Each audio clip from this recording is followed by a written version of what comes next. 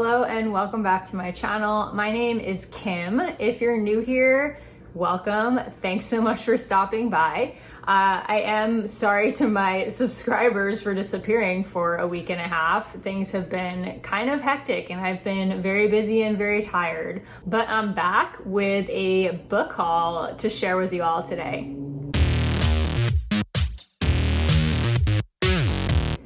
So I have like 30 books here that I've bought since my last book haul, which was in mid-July, and I have only read like less than 10 of them. So I really need to stop buying books because I have way too many books on my shelf that are not yet read.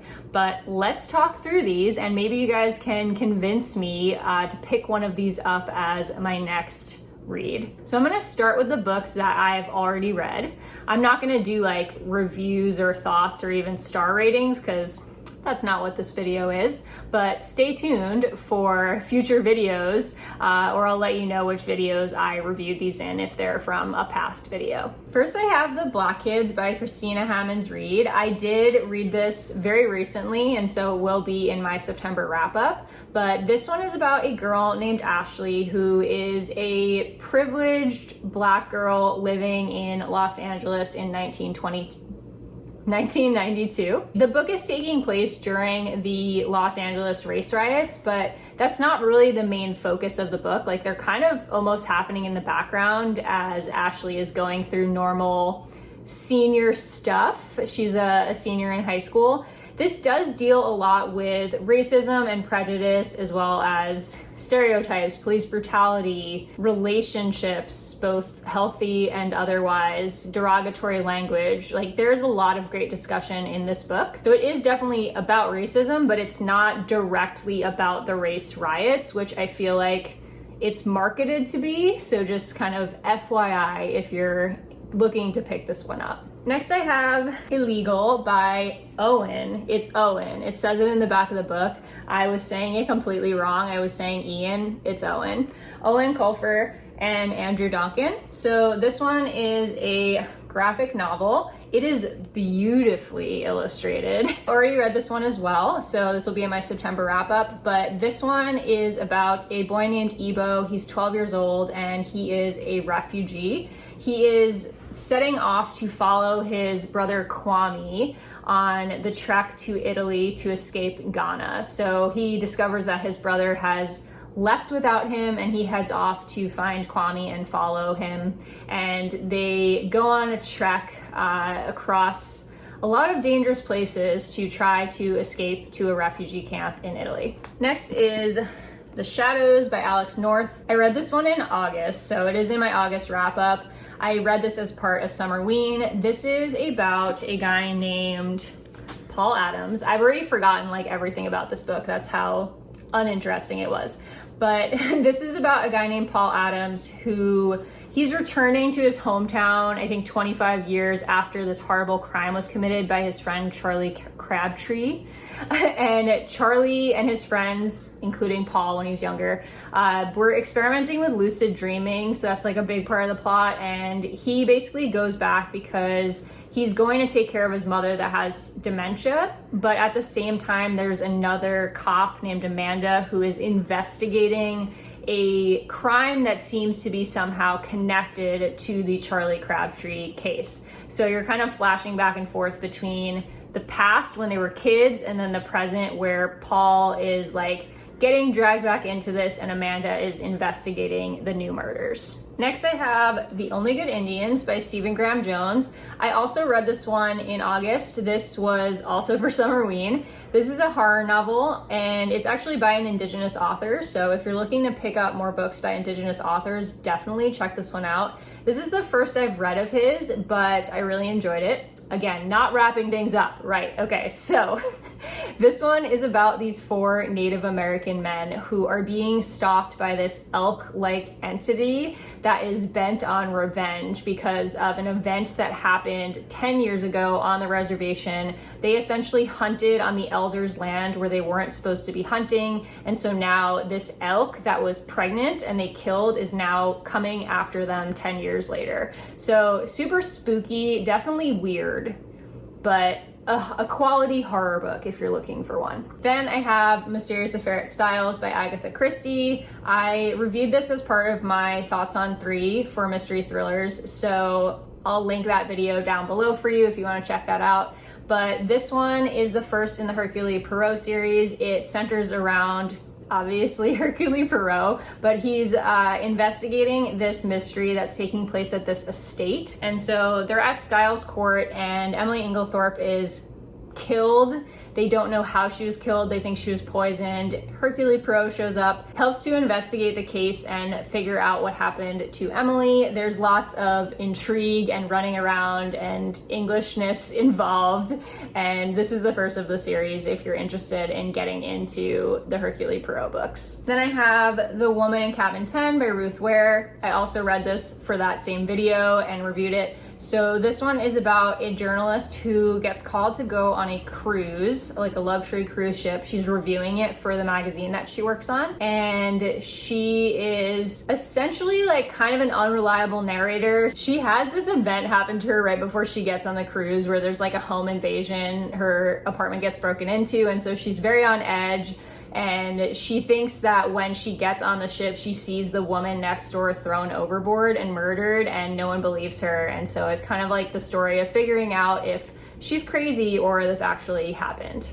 Then I have The Last by Hannah Jameson. This is another one that I did for that video. So this is a dystopian psychological thriller. This is about a man who gets trapped at a Swiss hotel. He's American. When a nuclear war happens, and they're basically trapped there. Him and like 25 other people are trapped at this hotel. They have no idea what's happening in the world around them because within like a day of the nuclear war, all the news outlets go black, the internet goes out, and they have no connection to the outside world. He also conveniently smashes his cell phone like very early on in the book, so they have no idea if anyone's alive outside of where they are. People start to do really like out there things in response to what's happening. There's suicides, there's drug overdoses. It's an interesting cast of characters and an interesting concept overall. So if you're into that kind of thing, worth checking out. Then I have Get a Life, Chloe Brown by Talia Hibbert. I reviewed this in my August wrap up, which I'll again link below, but this one is about Chloe Brown, who has a near-death experience at the very beginning of the book. She's also dealing with a chronic illness. And so in response to this near-death experience, she decides that she's going to make a list to get a life. And the first item on that list is to get her own place. So she moves out of her family's house, moves into this apartment where Redford Morgan is the landlord, and she starts a romance with him, essentially, without giving anything away. Definitely an adult romance, definitely some smutty scenes in my opinion, but everybody seems to love this book. I was not a fan, but you know, worth checking out if you're into romance, I guess. Okay, the next one is actually the book that I'm currently reading. So that is Running by Natalia Sylvester. This one is about a girl named Mari she's Cuban American, and her father is running for president. So she's 15. This is kind of causing a lot of turmoil in her life. Her privacy is very much being invaded. The guy who works for her dad as his like campaign manager is trying to force her to say things that she's not knowledgeable about or agrees with. And so she's kind of like going through it while her father is running for president, but she's also realizing that she doesn't necessarily agree with her father's beliefs, because for the first time she's actually educating herself on his political views, and she's starting to realize that even though she loves him, she doesn't necessarily agree with him. And so she's kind of like sitting out on her own, trying to figure out how to deal with this divide between, you know, the father she loves and this politician who she does not necessarily support. Okay, now on to the books that I haven't read. So next we have a very well-known book that has been all over BookTube and Bookstagram, and that is Felix Ever After by Kaysen Callender. I'm not gonna lie, I bought this because of the hype. Like, I've seen this literally everywhere. Everyone loves it. It's also a beautiful cover. I know that it deals with a trans main character who is sent some sort of anonymous note that is very transphobic and is sort of like attacking him, bringing up his dead name. and he seeks out revenge by catfishing. I think this person, I'm not completely sure. I know that he makes some questionable choices during this book, but I've heard nothing but good things about it, so I'm looking forward to picking this up soon. Next I have The Fascinators by Andrew Eliopoulos. I think I'm saying that right. I actually picked this up because not only does it sound interesting, but it also has LGBTQ rep, and I'm really trying to pick up more YA books with LGBTQ rep. So this one definitely deals with magic. I think like the main character is in some sort of magic club with his friends. He's like crushing on his best friend, I'm pretty sure. That's what it says in the synopsis, at least. I generally like books that involve magic in that way, like sort of like the show The Magicians, right? Where like people have magic and it's just like a normal part of life, but it doesn't involve any type of like fantastical world or like wars and things like that where people are like fighting over the magic and stuff. Like that's a little too heavy fantasy for me. I like more of like, I guess, an urban fantasy where it's like people have powers and magic is just like a part of life. And so I think that's what this is. I'm hoping that it's going to be a little bit like The Magicians, because that's definitely the vibe I'm getting for it, and I love that show. So we'll see, but I'm excited to pick this one up soon as well. Next I have One by One by Ruth Ware. I honestly bought this because it's Ruth Ware, and I've read 2 of her books so far and enjoyed both of them. I'm really hoping I can find one that's like a 5-star book, because I haven't given any of her books 5 stars yet, but I enjoy her writing enough that I'll probably keep reading her books even if they're not 5 stars. Plus this one is an isolated mystery, and I love me a story where a bunch of people get trapped somewhere because of inclement weather. So this one is a bunch of co-workers that go to the French Alps for this corporate retreat, and they get stuck there. And then I believe, yes, it says the group dwindles one by one. So murder mystery set in a snowy environment. I am definitely in for this. Next, I have another one that is no stranger to BookTube, and that is Mexican Gothic by Silvia Morena Garcia. So this one has been all over the place. I've been hearing kind of mixed reviews, but I think for the most part, people feel pretty positively about it. I love haunted house stories, so I'm super excited to pick this one up. I kind of waited because I was somewhat interested, but I wasn't sure what people were gonna say about it. So I kind of waited for the reviews, and they seem to be mostly positive. So I'm gonna check this one out. This one, I believe, is about a girl who receives a letter from her cousin that the house she's living in is haunted, or she's experiencing some sort of like supernatural things happening at her house, and she goes to investigate. I don't know much more. I just know that it's super creepy and involves a haunted house, so I'm excited. Next I have Anxious People by Frederick Bachman. So this is one that is pretty new.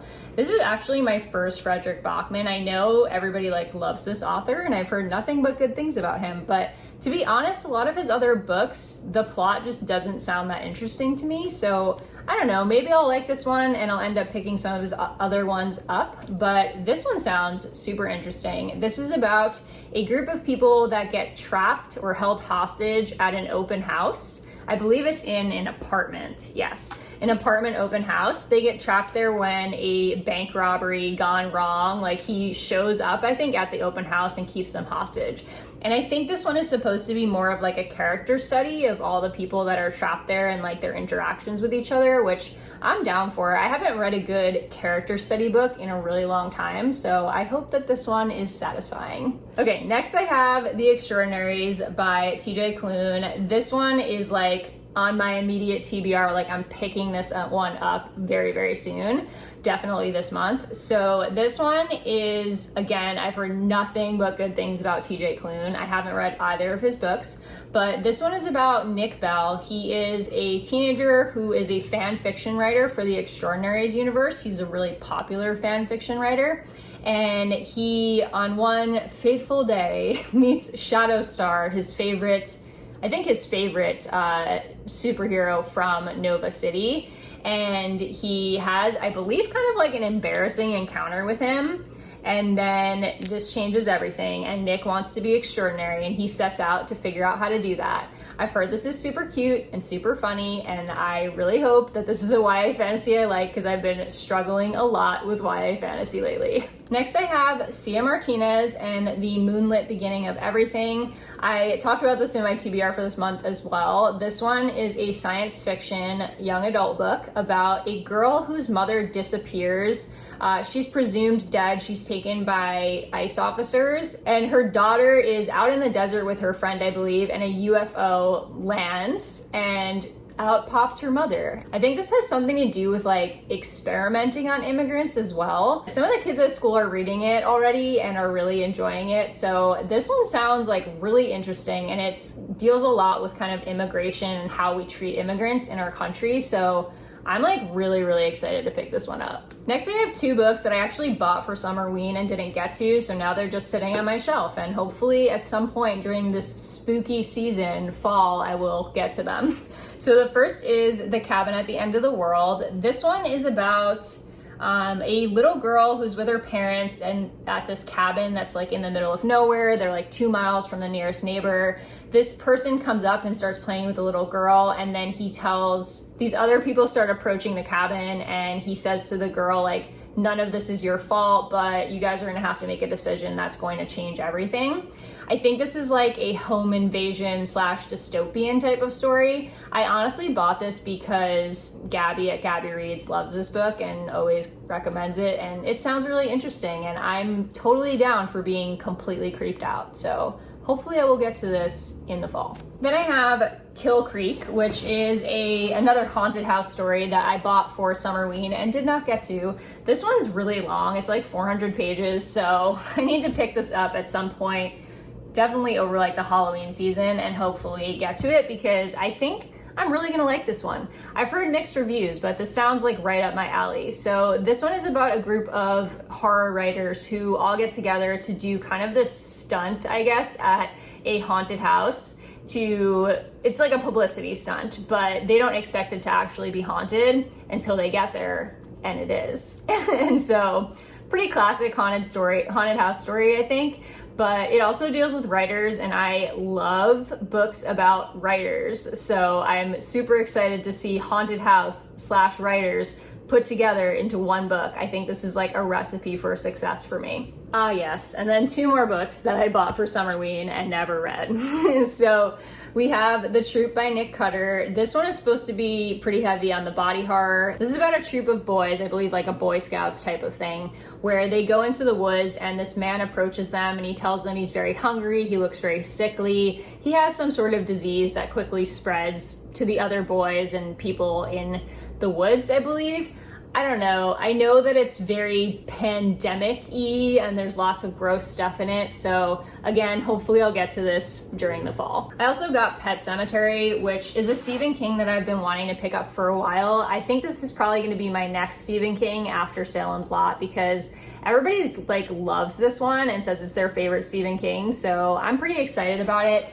The premise really intrigues me, and I have been trying to get more into Stephen King, so I'm excited to pick this one up. I think this will be my October Stephen King book, most likely. So this one is about a doctor that takes a new job in Ludlow, Maine, and behind their house there is a pet cemetery that they're warned not to go into. I believe that you can bury things in the pet cemetery and they come back to life. Next I have a couple of thrillers that I picked up because I was like really in the mystery thriller mood and I just haven't gotten to them yet. So the first is The Broken Girls by Simone St. James. I've been really wanting to pick up a book by this author. I'm also pretty interested in The Sundown Motel, which I believe is also by her. This one is about a haunted boarding school. I think it starts in the 1950s at Idlewild Hall. And it says in the small town where it's located, there are rumors that the boarding school is haunted. 4 roommates bond over their whispered fears until one of them mysteriously disappears. And then I think it fast forwards to present time, 2014, and a journalist is basically going back to investigate this school again. I love boarding school mysteries. I love haunted house stories. This sounds like the perfect combination for me to love. Then I have The Night Swim by Megan Golden. So this one I've heard is very dark. I picked it up because it has a podcast element, and I really enjoyed Sadie because of its podcast element. I know this one is an adult book, and so it's much, much heavier, but this one deals with rape culture, I believe, as well. She has a podcast, and it takes her to a small town that is dealing with a rape trial in which their kind of like golden boy is being accused of rape. I kind of want to go into this not knowing too much. I did hear that it's like pretty dark and graphic, but I'm usually okay with that stuff. I usually don't have too many triggers as far as like reading books goes, but we'll see how I deal with this. I hope that the podcast element is kind of cool in this, because that's honestly why I got this one. Next I have Death in the Family by Tessa Weigart. So this one is again a mystery. This is a detective mystery. So she is, I believe, a detective that was almost killed by a serial killer in the past. Yes. And so she starts to work in this like kind of sleepy town in upstate New York, hoping that it will be a less intense job, I guess. And she and a coworker are called to investigate this private island where a man is said to have gone missing. A nor'easter is happening. So again, inclement weather, love that stuff.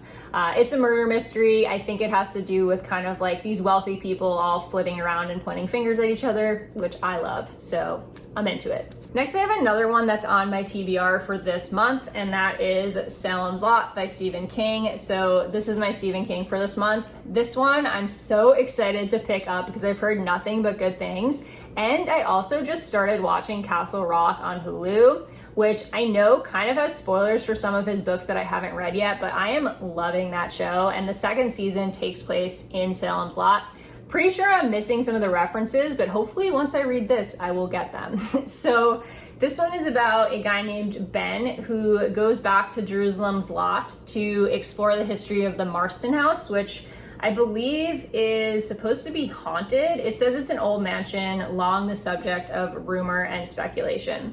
I've already talked about this book like 3 times. I don't know why I still don't know what it's about. But it says 2 young boys venture into the woods and only one returns alive, and Ben begins to realize something sinister is at work. I think there's vampires. There's also some sort of haunted house. I don't know. It's Stephen King. I'm sure I'll love it. I hope it's like The Shining. I'm picking this up this month. Then I have In the Woods by Tana French. I still have not picked this up. I had planned to read it quite a while ago, but it hasn't happened yet. This is my first Tana French. I haven't read anything by her, but I wanted to start the Dublin Squad series, so I got this one. This one is about 3 boys who go missing in the woods, and only one of them is found. He's covered in blood, won't tell them what happened or doesn't remember what happened. And then like 20 years later, he's a detective himself. Another girl goes missing and he gets involved with the case, from my understanding. So this does sound like a little bit like The Shadows, but I also feel like this is the premise for like so many mysteries that like someone's involved in a crime and then like 20 to 25 years later they come back and get involved in a crime that's very similar. So we'll see how I like her writing. I'm hoping to get into this series as a whole. Okay, next we have a YA book. This is My America by Kim Johnson. So this one sounds like a really important read. I am hoping to pick this up soon. I don't know when I'll get to it, but hopefully over the next couple of months. It's a new release. This one is dealing with the justice system and racism in America. So the main character, Tracy, her father is on death row, and she's been writing letters to Innocent's ex to try to get him off of death row because he didn't commit the crime that he's on death row for. And while all this is happening, her brother, who has such a promising future and is such a good kid, he is accused of killing a white girl. And so his future basically goes out the window because of this accusation. So this seems like it's going to be a really heavy read, and I hope this is going to bring about a really good discussion on racism in a way that is accessible to teenagers, if that makes sense. So I think this sounds similar to The Black Kids, but different in that it's dealing more directly with the justice system, which I'm pretty interested in. So hopefully I will pick this up soon. I have a couple more YA books here. The next one is Illuminae by Amy Kaufman and Jay Kristoff. I'm sure everyone knows what this book is. It's been around like forever and everybody on BookTube has already read it. I'm like the only person who hasn't read this book. But this one is the start of a sci-fi series. I honestly don't know that much about this. I bought this 100% because of the hype, and I've been putting off buying this for so long, but then I saw it at the used bookstore and I was like, fine, I'm just gonna get it. I'm just gonna figure out what the hype is about. I know that this deals with like the future and they're in space and there's like lots of files and stuff and like weird formats. I think I actually picked this up from the library at one point and started to read it, but I just like wasn't feeling it. But it was more of like a mood thing than a book thing. And so I don't know when I'm gonna get to this. This one's probably gonna sit on my YA shelf for a little while, but hey, encourage me in the comments to pick this up soon and maybe I will. Then I got the Miseducation of Cameron Post. This was another one I picked up because I'm trying to get more YA books that have LGBTQ rep. So this one is about a girl named Cameron whose parents die in a car crash. And at first she feels kind of relieved that they're not gonna find out that she's gay and that she was kissing a girl hours before they died. So she gets sent to her conservative Aunt Ruth, who is convinced that she can like fix Cam's sexuality. And so I'm sure this is gonna deal with so many important issues when it comes to LGBTQ plus identity. And I've heard kind of mixed reviews about this. I know there's a movie that is supposed to be really good, but I know people have said the book is a little bit slow. But I'm one of those people who doesn't really like watching the movie until they've read the book. So I'm gonna try this out. I'm gonna try out this book, see how I feel about it, and then probably watch the movie. Then I have Second Chance Summer by Morgan Matson. I bought quite a few Morgan Matson books this summer because I don't know, I like her as a writer, although I'm finding that a lot of her books are a little bit mediocre for me. Since You've Been Gone was so good. That was the first one I read by her and I loved it, 5 stars. And so I thought like, oh, I really like this writer. And I kept buying her books, but to be honest, most of her other books I've read have been kind of meh. But this one's supposed to be really sad. This one is about a girl whose father receives terrible news, I think, about his health. And they basically have one last summer together. They go off to their lake house in the Poconos, and it's supposed to be like very reflective and sad, but it's still Morgan Matson, so I'm sure there'll be like summery vibes and some romance involved. This one I think was mostly appealing to me because it takes place in the Poconos, and I used to go to the Poconos every single summer with my family, and so I have like really fond memories of the place, and it just felt like it was gonna give me those like summer vacation vibes and like kind of have some nice memories tied to it. But I didn't get to this summer, so it's likely that this is gonna get put off till next summer unless I feel like very in the mood for something summery over the fall and winter, which normally I don't. And lastly, I have The Art of Losing by Lizzie Mason. This one is another YA book. This one sounds really hard-hitting and difficult. So this one is about a girl, I think she's 17. Yeah, she's 17, and at a party, she finds her boyfriend hooking up with her younger sister, Audrey, and she leaves them there because she's understandably angry. Her boyfriend tries to drive her younger sister home, but he's very drunk and they get in an accident and her younger sister goes into a coma.